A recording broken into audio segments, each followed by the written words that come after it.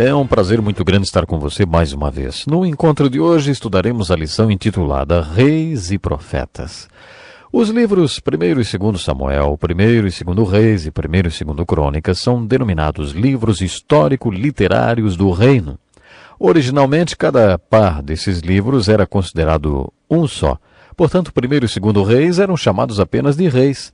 Eles contam a história dos reis que reinaram sobre Judá e sobre Israel. Assim, em 1º e 2º Samuel, o principal conceito abordado nos livros de reis é o reino de Deus. Como já destaquei, é mais fácil entender este conceito do Velho Testamento do que no Novo Testamento, embora também seja muito importante no Novo Testamento. Os livros do reino vão nos preparar para o estudo do Novo Testamento. O conceito do reino de Deus significa simplesmente que Deus é um rei e que tem um reino. Deus queria ser o rei desse povo separado, o povo hebreu. Se os filhos de Israel tivessem aceitado o plano de viverem sobre o reinado de Deus, o reino de Deus seria geográfico e literalmente na terra. Mas no livro de 1º Samuel, os filhos de Israel disseram que não queriam mais esse plano e rejeitaram Deus como seu rei. Os reis de Israel, descritos nos livros de 1º e 2º Reis, não foram a vontade orientadora, mas a vontade permissiva de Deus. Os livros de 1º e 2º Reis falam sobre o reino resultante da vontade dos filhos de Israel, de não terem mais Deus como rei.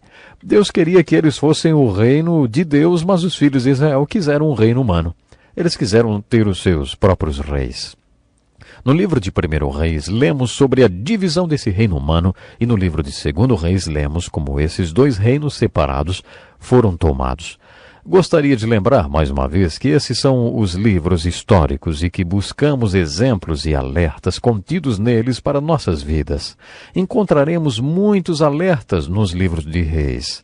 Todos esses alertas ou avisos existem porque os reis foram maus e corrompidos e as consequências para o povo foram impressionantes. À medida que você lê as consequências resultantes do governo desses reis, lembre-se que Deus não foi responsável pelos reis. Lembre-se que Deus também não foi responsável por todas aquelas consequências. O povo foi responsável porque escolheu ter reis. E esses reis foram responsáveis pelas perversidades que cometeram. Os dois livros de Reis são importantes porque relatam a divisão, a queda e a tomada do reino. Poderíamos chamar o 1º e o 2º livros de Reis de ascensão e queda da nação hebraica. Há alguns versículos extraordinários no 2º livro de Reis. O versículo 2 do capítulo 17 descreve a escravidão do reino do norte pelos assírios. Os assírios conquistaram Israel, que eram as 10 tribos localizadas ao norte de Israel. Essas 10 tribos foram levadas cativas para a Síria. Pelo menos nas Escrituras, essas 10 tribos que formavam o reino do norte não são mais citadas. São as 10 tribos perdidas de Israel. Na verdade, todo o capítulo 17 descreve o fim do reino do norte com o cativeiro dos assírios. No capítulo 25 do 2º livro de Reis, lemos sobre o terrível cativeiro do reino do sul por Nabucodonosor e os babilônios. Quando Jerusalém caiu, aqueles que não tinham sido mortos foram levados cativos para a Babilônia. Ciro, o grande, imperador persa, foi tocado pelo Deus Todo-Poderoso e decretou a liberdade para todo hebreu cativo na Pérsia, deixando-os voltar para Israel para reconstruir seu templo, sua cidade e seu país. A seguir estudaremos os livros históricos pós-cativeiro. Esdras, Neemias e Ester contam o retorno do cativeiro babilônico de alguns dos filhos de Israel. O livro de Ester conta alguns fatos ocorridos na Médio-Pérsia entre os filhos de Israel que tinham escolhido não retornar para Israel. Depois de estudarmos o livro de Ester, teremos concluído o estudo dos livros históricos do Velho Testamento. Todos os profetas que escreveram os livros proféticos do Velho Testamento encaixam-se em algum lugar dentro do contexto dos livros históricos do Velho Testamento. Vamos conhecer esses profetas depois de estudarmos os livros poéticos do Velho Testamento. É um desafio descobrir o tempo e o contexto histórico onde cada um desses profetas se encaixam. Sugiro que você faça um quadro para visualizar a localização de cada um deles dentro desse contexto histórico. Além da sua importância histórica, os livros de Reis possuem lindos exemplos e alertas. No estudo desses dois reinos encontramos algumas das pessoas mais importantes que já viveram, os profetas. Vamos usar um minuto do nosso tempo para observarmos o que significa ser um profeta. A palavra profeta literalmente significa que fala por Deus. Essa palavra é composta de duas palavras que significam posicionar-se diante de e fazer brilhar. É isso que os profetas faziam. Foi Moisés quem recebeu a palavra de Deus, mas a partir de Josué os profetas receberam a ordem de pregar a palavra que já tinha sido dada a Moisés. Por isso, a partir de Josué, vemos os profetas pregando a palavra escrita de Deus. Os profetas também tinham revelações. Eles anunciavam a palavra de Deus. Eram pregadores. Em algumas ocasiões, o profeta tornou-se como um homem do tempo espiritual porque previa alguns fatos. O profeta frequentemente previa fatos que iriam acontecer. Essa dimensão do ministério do profeta nos fascina. Geralmente, quando falamos de um profeta, pensamos em um vidente espiritual. Apesar dessa parte do ministério do profeta ser fascinante, essa dimensão de previsão do futuro consistia uma porção relativamente pequena de seu ministério. A função principal do profeta era pregar a palavra de Deus. Eles deveriam se posicionar diante da palavra de Deus e fazê-la brilhar para o povo de Deus. Os pregadores ou profetas eram professores que deveriam responder às perguntas do povo sobre a palavra de Deus e também ensinar as Escrituras ao povo. O papel do profeta era exortar o povo a fazer o que as Escrituras ordenavam. Os profetas falavam em nome de Deus quando o povo precisava ser desafiado quanto à maneira como estava vivendo.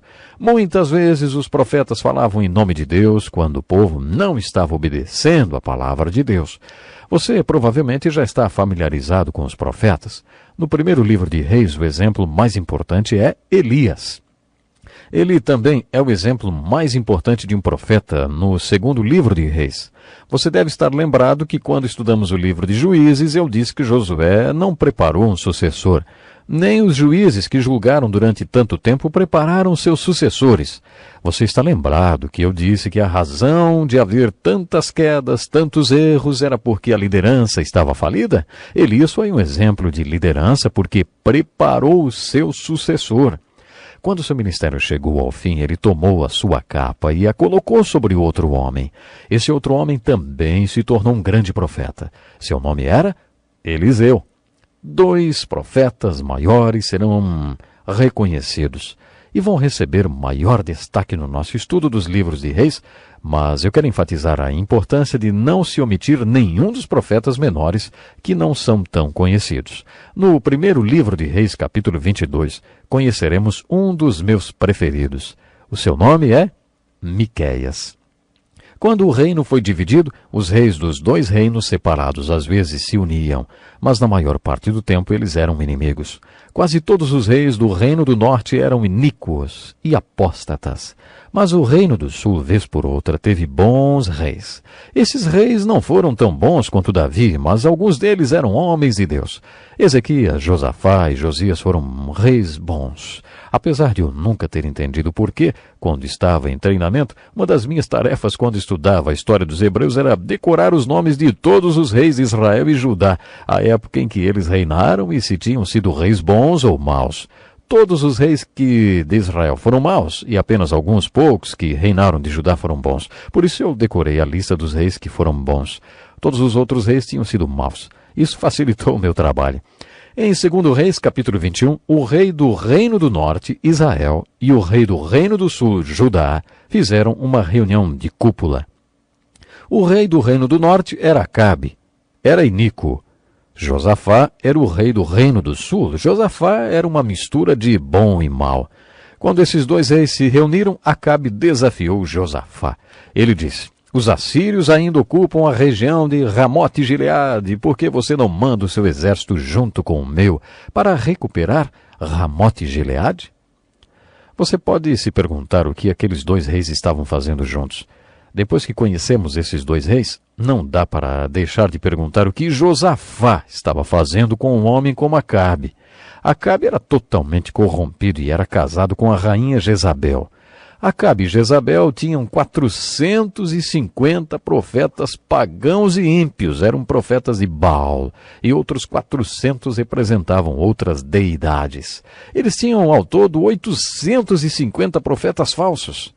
Quando Acabe apresentou seu desafio para Josafá, saiamos e lutemos contra os sírios juntos, Josafá disse. Você consultou os profetas? Nesse ponto da história, era uma tradição consultar os profetas para qualquer movimento que se fizessem. Acabe disse, você quer profetas? Então você vai ter profetas. Eu tenho uns 850 profetas por aqui.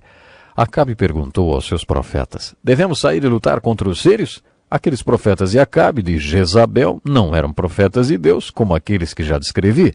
Esses profetas pagãos então disseram, sim, podem sair para a luta contra os sírios. A vitória será de vocês. Um desses profetas falsos chamava-se Zedequias e colocou chifres de ferro na cabeça e falou, é assim que você destruirá os sírios quando sair para lutar contra eles. Josafá chamou Acabe de lado e disse, sabe, eu acho que esses profetas são muito exagerados, especialmente esse aí com os chifres. Eu gostaria de saber se há algum profeta do Senhor entre esses profetas. Você tem algum profeta de Israel, um verdadeiro profeta? Eu não acredito nesses profetas aí, viu? Não tem nenhum profeta verdadeiro de Israel aqui? Eu não confio nesses profetas aí. Acabe respondeu, tem um profeta que não está aqui agora, mas eu o odeio, porque ele não profetiza nada de bom, ele sempre profetiza coisas ruins para mim. Josafá perguntou, qual é o nome dele? Vá chamá-lo.